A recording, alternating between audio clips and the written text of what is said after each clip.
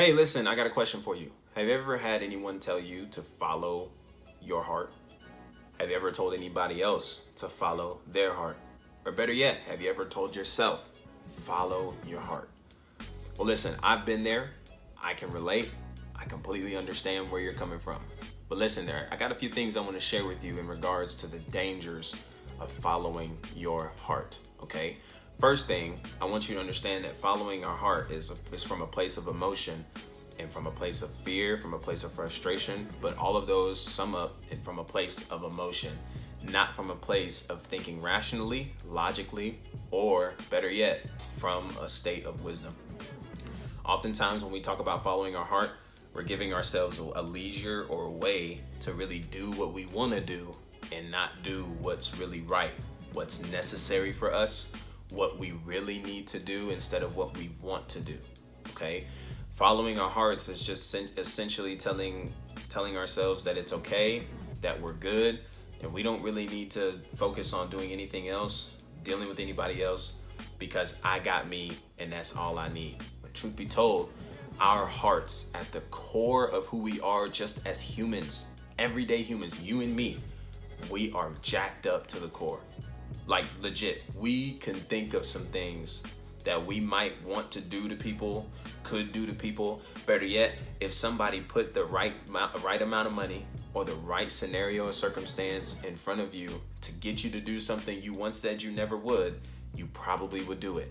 I've been there. I'm not accusing you because listen, I've been there. Like I know, there's a reason I'm sharing this with you because we've all been there, right? But I want you to understand the dangers of following after your heart because it's from a place of emotion, not from a place of wisdom.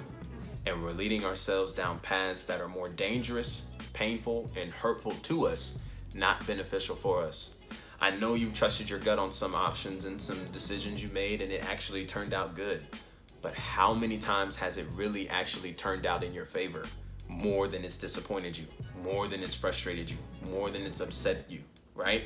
Oftentimes when we go after our hearts and try to do with what our heart is leading us to do, again, we're coming from a place of emotion and we're rather trying to make an excuse to do what we want to do and not do what we need to do. And it leads us to more trouble, not to safety, not to peace, not to understanding, not to wisdom, but simply to more trouble, not just to ourselves, but to others around us. So this is where Jeremiah 17:9 comes in, where he says, the heart of a man is desperately wicked and deceitful above all things. Who can know it?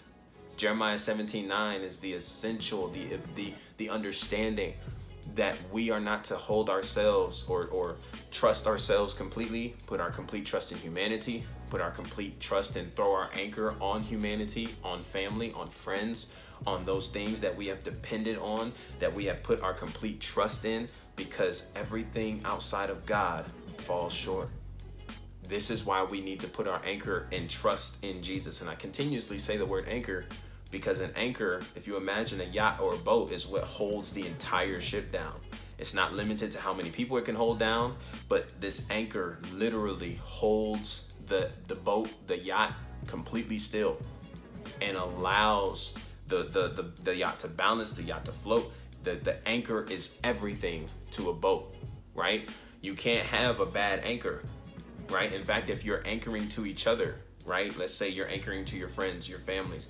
There's no true anchor that's holding everything down. All the boats float away because nothing is being held down with a substantial grounding, something that is steadfast and immovable, something that isn't going to float away from you, disappear from you, change up on you, switch up on you, nothing that's going to break on you. This thing is going to hold you down 10 toes down. That is the anchor that we should desire, and we all truthfully desire to have. But we can only find that hope in Jesus, because Jesus is our only hope, because he's unchanging and he wants the best for us, because he desires the best for us according to his will and according to who he is.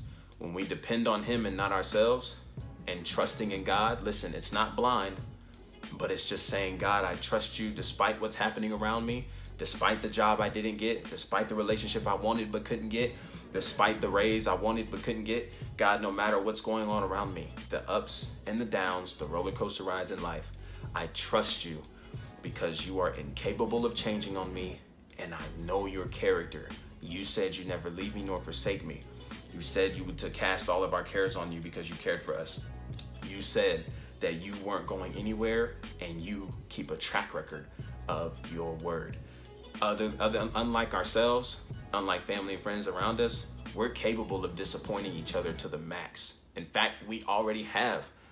But depending our anchor and placing our anchor in Christ is who's going to hold us down, despite the ups and downs, the good days, the bad days, the days with attitudes, and the days we're most loving, but most of all, the days where we're very unloving and very unlovable.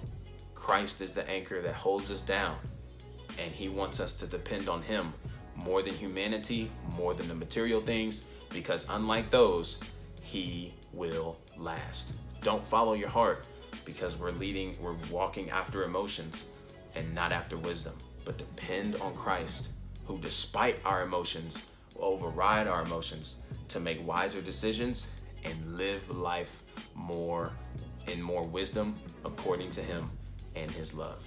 Thank you so much for tuning in, and I cannot wait to see you again shortly. But until then, peace.